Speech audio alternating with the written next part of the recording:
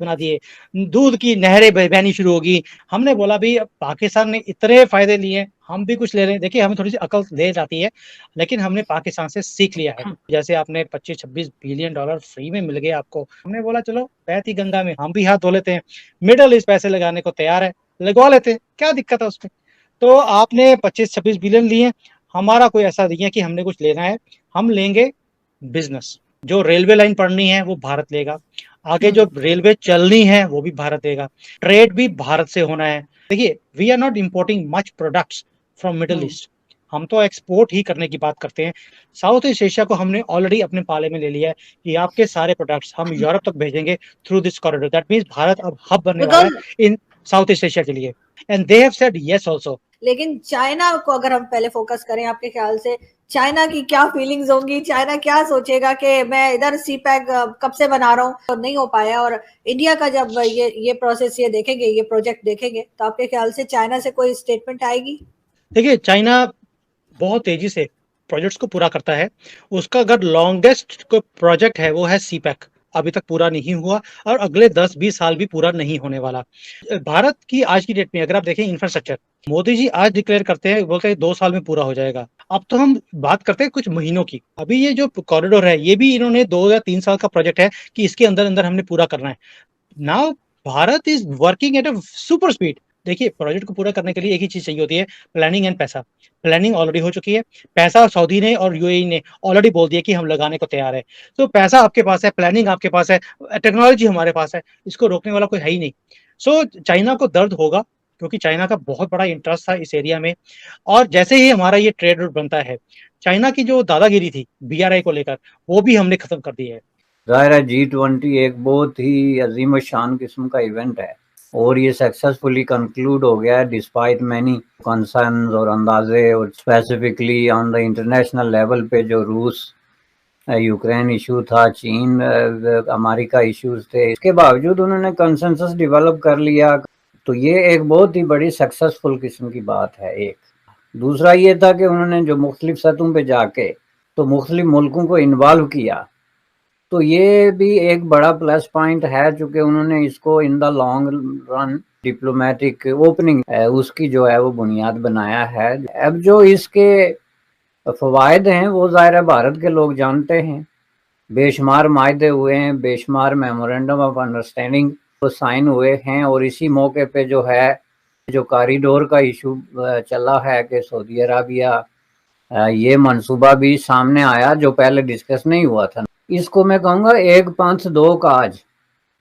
इसमें ये नहीं कहा जा सकता कि ये सारा जो डिज़ाइन था G20 का ये कोई पाकिस्तान स्पेसिफिक था, लेकिन इसमें दुनिया में सबसे ज़्यादा नुकसान पाकिस्तान को हुआ है। लेट मी टेल यू, सबसे ज़्यादा जो है वो नुकसान इसका पाकिस्तान को। पाकिस्तान जो पहले से एक डीपली आइसोलेटेड किस्म की कंट्री थी दुनिया में, उसको मज़ीद सख्त किस्म का धचका लगा, और अपने पड़ोस में जो है फ्यू किलोमीटर्स अवे दुनिया की तकदीर लिखी जा रही है मुख्तलिफ अंदाज में। तो उससे ना सिर्फ पाकिस्तान बाहर था बल्कि किसी ने उसको इनवाइट करने का वो नहीं किया। इनवाइट जो है वो चाइना करा सकता था, जो अनदर बैड न्यूज़ है पाकिस्तान के लिए कि ये ना सिर्फ जो है वो इंडिया ने 1-5-2 काज किया, बल्कि उसका जो करीब तरीन अलाई जो हिमालय से भी बुलंद और समुद्रों से भी गहरा था, उसने भी उसको एक क्रिटिकल टाइम पे डिच कर दिया। There will be no more critical time जो है पाकिस्तान के लिए अदर देन जो इस वक्त चल रहा है। तो जाहिर है ये गुज़श्ता कुछ अरसे से जो कुछ भारत में हो रहा है, या जिस तरीके से भारत जो है वो कदम कदम पे काम से एक नक्शा जारी किया गया है जिसमें यूएई ने कश्मीर को इंडिया का पार्ट जाहिर किया गया है। एक इस्लामिक कंट्री की जानिब से ऐसा पहली बार देखने को मिला है, क्या कहेंगे आप इस पर? जी देखिए, बहुत गलत बात है, क्योंकि कश्मीर एक ऐसी स्टेट है जिसके ऊपर अभी तक जो है अक़वाम मुत्तहिदा की शिकों के तहत जो है वो फैसला नहीं हो सका। जो ये काम किया है यूएई ने, ये बहुत अरसे से इंडिया खुद भी कह रहा था, लेकिन पाकिस्तान का एक बड़ा सख्त मौक़िफ़ था इसके हवाले से कि कश्मीर जो है वो हमारा हिस्सा है, आज़ाद कश्मीर, बल्कि जम्मू कश्मीर जो कि इंडिया के पास है वो भी पाकिस्तान का हिस्सा है।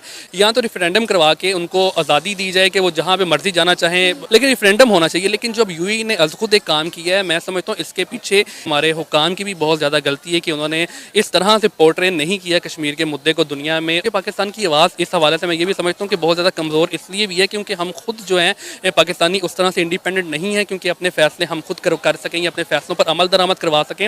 हमने देखा है कि जितनी भी इस्लामिक कंट्रीज़ हैं उनका झुकाव इंडिया की तरफ बहुत ज़्यादा है। अभी रिसेंटली इंडिया में G20 समिट हुआ, तमाम इस्लामिक कंट्रीज़ इंडिया में मौजूद थी।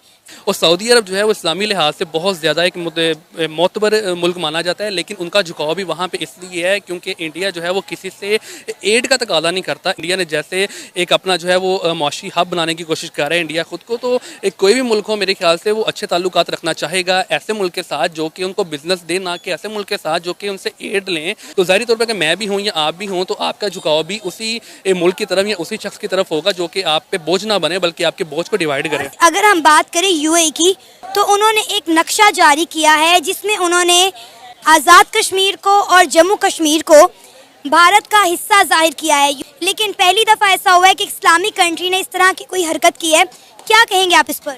मैडम, सबसे पहले बात यह है कि ये इस तरह होना नहीं चाहिए, ठीक है। लेकिन ये हुआ क्यों, इसके पीछे चंद वजूहात है। इस वक्त पूरी दुनिया जो है ना सबसे पहले अपना मफादात को देखता है, तो मुल्क इस्लामी हो या ब्रदर मुल्क हो या हमसाया हो, अब ये चीज़ नहीं रहा। अब यूएई का जो बेसिकली प्रॉब्लम है कि यूएई में जो सबसे बड़ा बिजनेस है वो इंडियन है, वहाँ पाकिस्तान का कोई बिजनेस नहीं है। ठीक है। पाकिस्तानी वहाँ पर जॉब करते हैं और पाकिस्तानियों को वहाँ पर कोई वैल्यू, कोई इज़्ज़त नहीं है। वहाँ पर इंडियंस की वहाँ पर बहुत ज़्यादा इज़्ज़त है। और मैं ये कहना चाहूँगा कि इस तरह का कोई भी नक्शा एटलीस्ट पाकिस्तानियों को काबिल कबूल नहीं है और हम कश्मीरियों के साथ हमेशा से खड़े हैं और कश्मीर को हमेशा से पाकिस्तान का हिस्सा समझते रहे हैं, क्योंकि हम हमेशा से कश्मीर के साथ हैं और कश्मीर के साथ यकजहती का इजहार करते हैं। ब्रिट साहब यूएई के वाइस प्राइम मिनिस्टर हैं, उन्होंने हाल ही में, उनका नाम है सैफ बिन जैद अल नहयान, उन्होंने India middle east Europe corridor का मैप शेयर किया। तो उसके ऊपर वो मैप शेयर किया गया है जो इंडियन सरकार का मैप है और वो डेफिनेटली ये मैप है जो मैं आपके सामने यहाँ तस्वीर में लगा भी दिया है। जो पाकिस्तान ने मैप बनाया हुआ है जो ये है, जिसे मैंने ये अभी शेयर किया है। ब्रिट साहब, आप क्या देखते हैं कि ये जो मैप शेयर किया गया है deputy prime minister of UAE से, ये उनको पता नहीं होगा या ये भारत का मैप एक्सेप्ट हो चुका हुआ है? What do you make of that? Because इसके ऊपर पाकिस्तान की फॉरेन ऑफिस में कल सवाल किया गया कि जी ये यूएई के डिप्टी प्राइम मिनिस्टर ने ऐसे मैप शेयर किया और वो मुस्लिम कंट्री है, ओआईसी के मेंबर हैं, तो ऐसे क्यों हुआ? What do you make of that? क्या ये जो दुनिया को या मुस्लिम वर्ल्ड को इंडियन का दिया हुआ मैप जो हर जगह मिलता है, ये भी वही वजह है सर? तो इसका जवाब तो ये है कि यूनाइटेड अरब एमिरेट्स अगर मेमोरेंडम ऑफ अंडरस्टैंडिंग साइन करेगा इंडिया के साथ, मिडिल ईस्टर्न यूरोपियन कॉरिडोर है, तो उसमें मैप पाकिस्तान का इस्तेमाल तो नहीं कर सकता ना। वो एक कॉन्टेक्स्ट में तो वो सारा इंडियन मटेरियल यूज करेगा। इसकी शुरुआत तो इस तरीके से नहीं होती नॉर्मली स्पीकिंग कि कोई मुल्क मैप शेयर कर दे टू इंडिकेट कि जी हमारी पॉलिसी चेंज हो गई, ये बात नहीं। लेकिन हकीकत ये है कि पॉलिसी चेंज हो गई, यानी मैप को मैं एज ए प्रूफ पेश नहीं कर रहा, लेकिन हकीकत ये है कि पॉलिसी चेंज हो गई है। क्योंकि उसका सबसे बड़ा सबूत जो है वो अभी जो जिस तरीके से मिडिल ईस्ट कंट्री को इंडिया के साथ जोड़ा गया है, बिलियंस ऑफ डॉलर्स की एक प्रॉमिसिंग किस्म का कॉरिडोर बन रहा है जो बहुत सारी चीज़ों का अल्टरनेटिव साबित हो सकता है। स्पेसिफिकली के सी पैक के खिलाफ जो अमेरिकन एक कैंपेन है कि एक बहुत बड़ा जो है ये एक सबूत के तौर पे सामने आ सकता है। तो उसमें जाहिर है कि ये एक अपने आप को उन्होंने अलाइन किया हुआ है इंडिया के साथ। ताज़ा खबर जो है वो G20 के बाद देखें तो वो हमारे लिए वाकई हैरान कुन है।